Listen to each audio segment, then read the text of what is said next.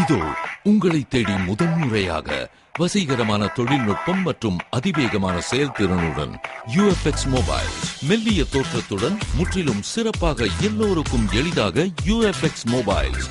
உங்கள் நவீன தலைமுறைக்கான mobile UFX mobiles. Make your move. For the very first time coming your way is an irresistible combination of speed, style and technology. UFX mobiles, exceptionally sleek, totally advanced, and now the phone that everyone can afford to touch. Your next generation mobile. UFX mobiles, make your move.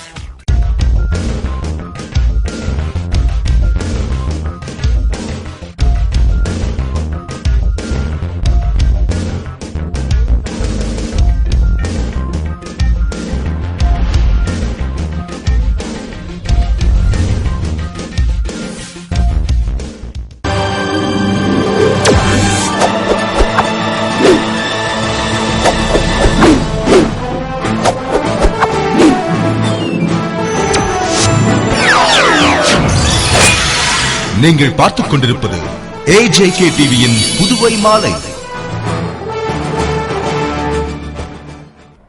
வணக்கம். பரபரப்பான அரசியல் சூழ்நிலையில் கூடிய budget கூட்டத்தொடரில் ஏராளமான சலுகைகளுடன் 5540 கோடிக்கான பட்ஜெட்டை முதல்வரும் நிதியமைச்சருமான முதல்வர் ரங்கசாமி தாக்கல் செய்தார். புதுவையில் இடைக்கால பட்ஜெட் கடந்த மார்ச் மாதம் 28ஆம் தேதி துவங்கி 3 நாட்கள் மட்டும் நடந்து 4 மாதங்களுக்கு நிதி ஒப்புதல் பெறப்பட்டது. தற்போது மீண்டும் சட்டசபை பட்ஜெட் கூட்டத்தொடர் துவங்கியது. கூட்டத்தொடரை சபாநாயகர் சபாபதி திருக்குறள் படித்து துவக்கி வைத்ததும் முதல்வர் ரங்கசாமி பட்ஜெட்டை தாக்கல் செய்தார். அப்போது அதிமுக சட்டமன்ற உறுப்பினர்கள் எழுந்து பட்ஜெட்டை தாக்கல் செய்யக்கூடாது என்று வலியுறுத்தி முதல்வரை நோக்கி சென்றனர். அப்போது சபாநாயகர் சபாபதி சபையின் மரபுகளை காப்பாற்ற வேண்டும் என்று கேட்டுக் கொண்டார். ஆனால் அவர்கள் அதனையும் மீறி சென்றதால் சபை காவலர்கள் அவர்களை தடுத்தனர். எனவே அவர்கள் சபாநாயகர் இருக்கை முன் அமர்ந்து தர்ணாவில் ஈடுபட்டனர். அவர்களுக்கு பேச வாய்ப்பு தரப்படும் என்று சபாநாயகர் அறிவித்ததும் அவர்கள் வாக்குவாதத்தில் ஈடுபட்டனர். மேலும் வெளிநடப்பு செய்தனர். முதல்வர் ரங்கசாமி தாக்கல் செய்த பட்ஜெட்டில் வேளாண் பல்கலைக்கழகம் அமைக்க 12வது 5ஆண்டு திட்டத்தில் நடவடிக்கை எடுக்கப்படும். தானே புயலால் பாதிக்கப்பட்ட புதுவையை பசுமையாக்கும் வகையில் 3 லட்சம் மரக்கன்றுகள் நடப்படும். பாசிக் நிறுவனத்தை சீர் செய்ய 15 கோடி நிதியுதவி அளிக்கப்படும். கரும்பு விவசாயிகளின் நிலுவைத் தொகையை செலுத்த கூட்டுறவு சர்க்கரை ஆலைக்கு 5 கோடி வழங்கப்படும். வறுமை கோட்டிற்கு கீழ் உள்ள பொதுப்பிரிவு பயனாளிகள் 250 பேருக்கு 12,000 அட்டவணை இன பயனாளிகளுக்கு 150 பேருக்கு 16,000 மானியமாக வழங்கப்படும். பால் உற்பத்தியை பெருக்க 2 கோடியே 70 லட்சம் மதிப்பீட்டில் பால் பண்ணை அமைக்க மானியம் வழங்கப்படும். மீன் விற்கும் மீனவ பெண்களுக்கு பனிக்கட்டி பெட்டி இலவசமாக வழங்கப்படும் என்றும் ஓய்வூதியம் பெறும் வயோதிக மீனவர்களின் இறுதி சடங்கிற்கு 5,000 வழங்கப்படும். மீனவர் முதியோர் ஓய்வூதியம் 1,250 ரூபாயாக உயர்த்தப்படும். நெசவாளர்களுக்கு மாத ஓய்வூதியம் 1,350 ரூபாயாக உயர்த்தப்படும். 3.75 கோடி செலவில் துணை வட்டார விஞ்ஞான மையம் மற்றும் கோளரங்கங்கள் திறக்கப்படும். மாணவர்களுக்கு கூடுதலாக 2 ஜோடி சீருடைகள் வழங்கப்படும் என்றும் 10 மற்றும் 12ஆம் வகுப்பில் 100% மற்றும் 90% தேர்ச்சி பெற்ற பள்ளிகளுக்கு ரொக்கப்பரிசு 2 லட்சமாக உயர்த்தப்படும். +2 பொதுத் தேர்வில் 75% மேல் மதிப்பெண்கள் பெறும் அரசு பள்ளி மாணவர்களுக்கு மடிக்கணினி இலவசமாக வழங்கப்படும். சென்டாக் மாணவர்களின் கடந்த 2 ஆண்டு நிலுவைத் தொகை வழங்கப்படும். விமான தளத்தில் இந்த ஆண்டு முதல் சிறிய ரக விமானங்கள் இயக்கப்படும். காலாப்பட்டில் 10 கோடி செலவில் கடல் நீரை குடிநீராக்கும் நிலையம் அமைக்கப்படும். முதியோர் ஓய்வூதியம் 1000 ரூபாயிலிருந்து 100 ரூபாய் உயர்த்தி 1100 ரூபாயாக வழங்கப்படும். மாற்றுத்திறனாளிகளுக்கு மாத ஓய்வூதியம் 100 ரூபாய் உயர்த்தி வழங்கப்படும். ஸ்மார்ட் கார்டு பணிகள் ஆகஸ்ட் மாதத்திற்குள் வழங்கப்படும். மீன்பிடி தடைக்காலத்திற்கு நிதியுதவி 4000 வழங்கப்படும் என்றும் லாஸ்பேட்டையில் 6 கோடியில் பல்நோக்கு விளையாட்டு அரங்கம் அமைக்க உத்தேசிக்கப்பட்டுள்ளது. மருத்துவக் கல்லூரி உள்கட்டமைப்பு பணிகளுக்கு 100 கோடி ஒதுக்கப்பட்டுள்ளது. ஏழை மாணவர்களுக்கு தனியார் பள்ளிகளில் 25% இடம் ஒதுக்கப்படும் என பல்வேறு திட்டங்கள் மற்றும் சலுகைகளை அறிவித்தார். புதுச்சேரியில் தங்கு தடையின்றி தொடர்ச்சியாக தரமான மின்சாரம் வழங்க எமது அரசு தீவிர முயற்சிகளை எடுத்து வருகிறது. இதன் ஒரு பகுதியாக கூடங்குளம் அணு மின் நிலையத்திலிருந்து 67 மெகாவாட் மின்சாரம், நெய்வேலி விரிவாக்க அனல் மின் நிலையத்திலிருந்து 15 மெகாவாட் மின்சாரமும் புதுச்சேரிக்கு இந்த நிதியாண்டில் கிடைக்கும் என்பதை மகிழ்ச்சியுடன் தெரிவித்துக் கொள்கிறேன்.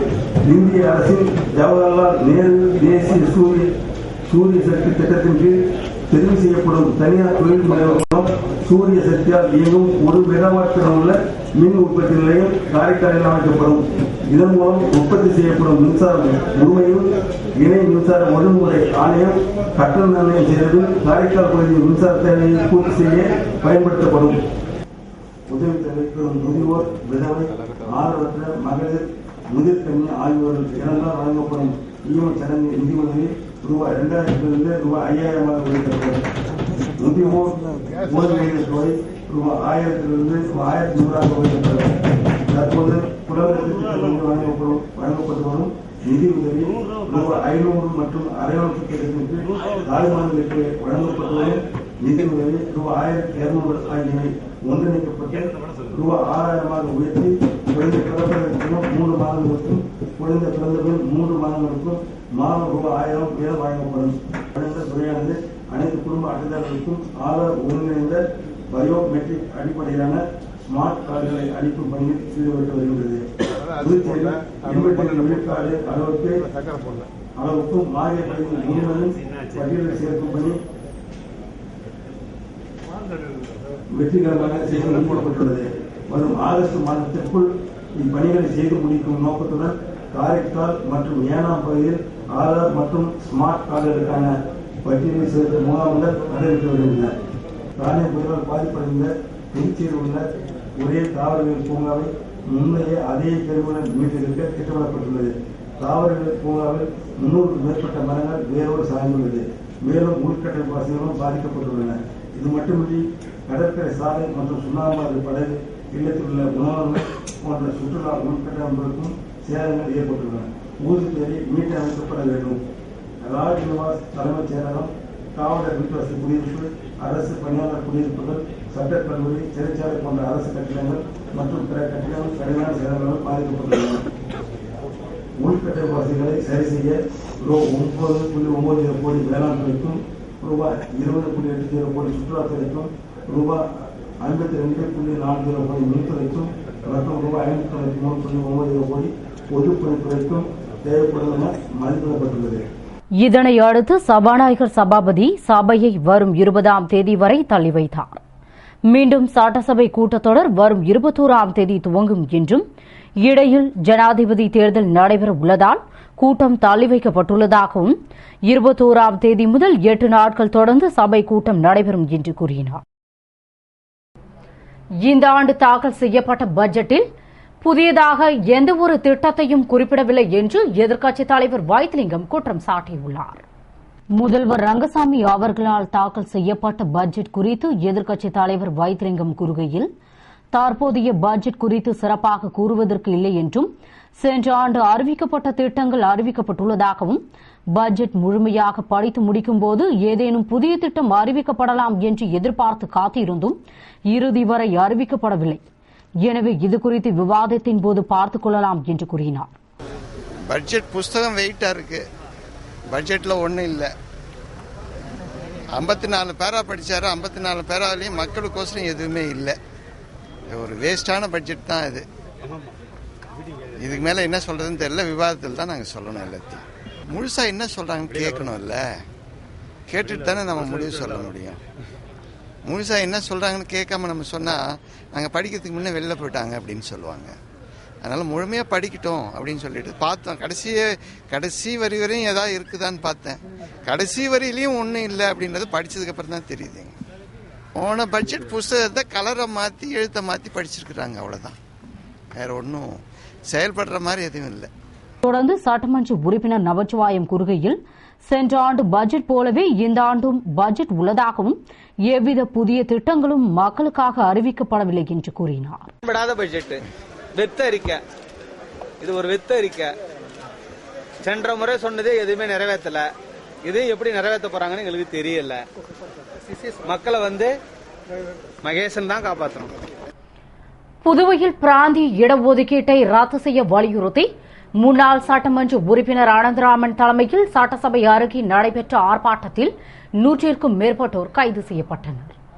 புதுவை பிராந்திய இடஒதுக்கீடு எதிர்ப்பு போராட்டக் குழுவினர் மற்றும் மாணவர்கள் பல்வேறு அமைப்பினர் முன்னாள் சட்டமன்ற உறுப்பினர் அனந்தராமன் தலைமையில் பிராந்திய இடஒதுக்கீட்டை முழுமையாக ரத்து செய்ய வலியுறுத்தி ஊர்வலமாக புறப்பட்டு சட்டசபை அருகே சென்று கவனஈர்ப்பு ஆர்ப்பாட்டம் நடத்தினர்.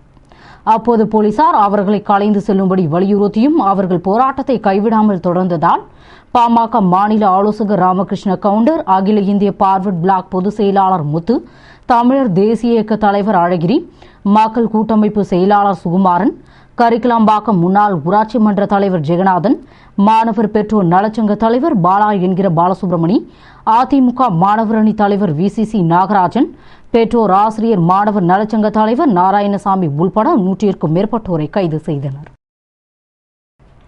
புதுவை கொத்தம்புரிநாத்தம் கிராமத்தில் எழுந்தள்ளி உள்ள ஸ்ரீ விநாயகர் ஸ்ரீ முத்துமாரியம்மன் ஆலய மகா கும்பாபிஷேக விழாவில் சபாநாயகர் சபாபதி, பிப்டிக் தலைவர் அங்காளன் ஆகியோர் கலந்து கொண்டு வழிபட்டனர்.